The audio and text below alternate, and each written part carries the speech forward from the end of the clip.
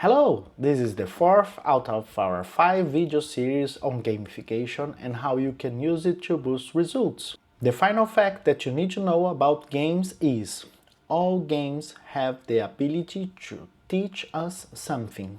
Games are one of the best ways we have to discover things that we are good at or can be good at through practice and repetition. It doesn't matter if it is a video game, a kids game, a sport, or work activities. And yes, if work seems confusing to you, please go back to the first videos on this series, okay? At work, we solve a lot of unnecessary problems that teach us that we are maybe good at conducting meetings, selling things, selling ideas, and so on. At work, we always evolve if we have constant feedback, sense of progression, protagonism, like when I say, I did that, I'm ready to learn about what I did and if it was good or bad or how can I make it better. In some companies, the path of your progression could be clearer, like you have a mentor, you have a team to support you, you have clear goals, but not all companies are like that. So yes, you could be at a company that you have none of that, but also thrive. This will be a harder game. The difference between having a clear and engaging path or being clueless is what we call gamification. So stay tuned, next video is the final one and it's all about gamification. And here we are to our final step on the definitive guide to gamification and how it can help you boost results. Gamification is a design focused on human motivation. If you follow up with this series, I hope it helped you demystify the most common misuse of gamification, that is saying that gamification is just about adding game elements to non-game contexts.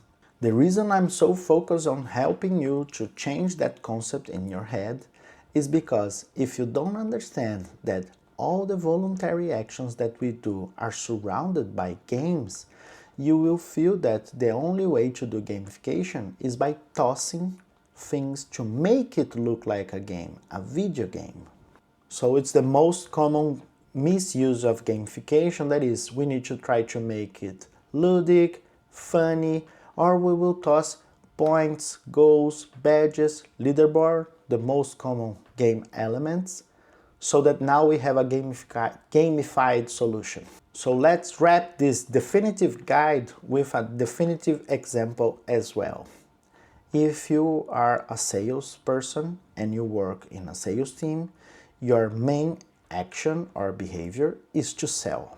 When we add a goal to your sell activity, now we are transforming that activity into a game because we have added an unnecessary problem for you to solve. But when you go one step further, allowing me to see my progression towards that goal, or adding new triggers like rewarding me for the first sale I did this month, or for making at least one sale every day, the first sale of the day, or to selling to someone that I've never sold before, or selling specific products, or selling a minimum amount.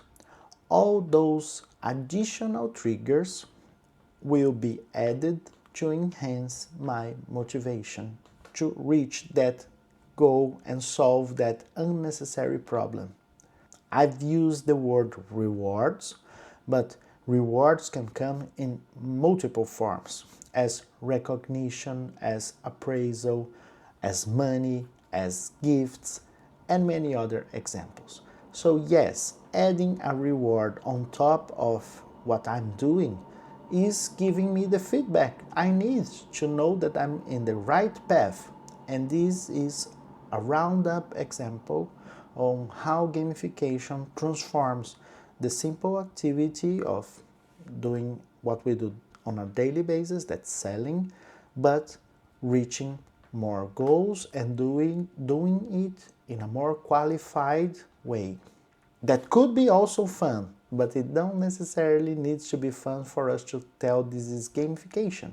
Wrapping up, a gamified design is a design where you add new elements to enhance the user's motivation. So no, stop shoving spinning wheels and other weird things just to say that you have a gamified solution, because if it doesn't make sense to your end user, it's not working. Focus only on the motivational triggers that will help your users engage and use it more. I'm Renato Carboni. Thank you for watching this series. I post frequent content about how to design relationship strategies to enhance or engage customers, employees, sales teams, and others through the use of loyalty, incentive, and gamification techniques. Obrigado.